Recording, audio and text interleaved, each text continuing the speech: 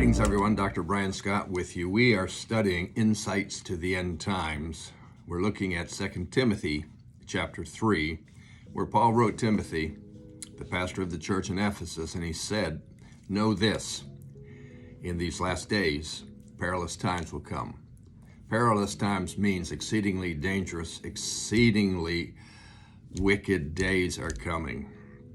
As we read through these verses, we are finding a lot of signs that point to these perilous days, these perilous times we're in.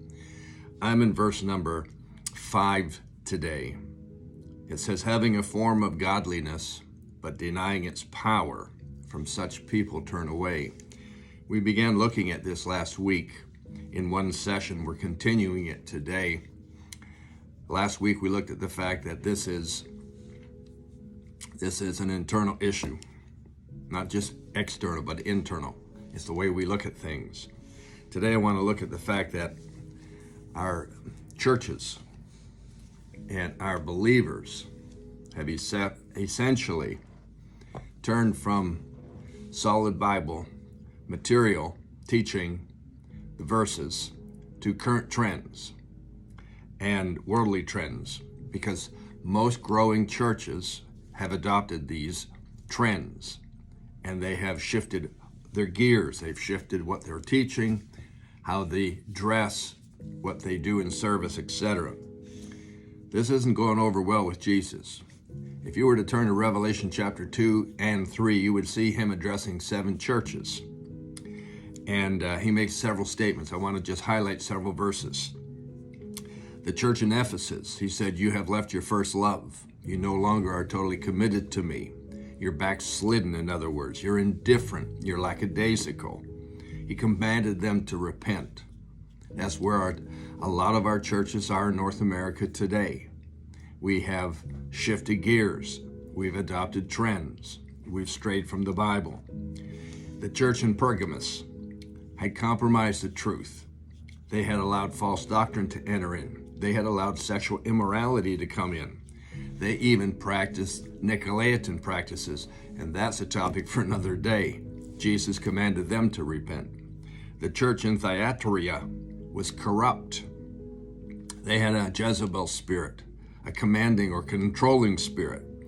They were endorsing things like sexual immorality, adultery, and so on. He said, you're going to go through the Great Tribulation. The church in Sardis was a dead church. Oh my gracious. He told them to repent or else their names would be blotted out of the book of life. How many dead churches do we have in existence today? Having a form of godliness, denying the power thereof. He commanded them to repent as well.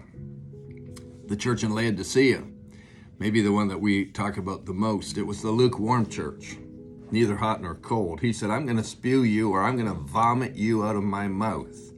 In other words, if you're a lukewarm believer, you're likely going to be in trouble.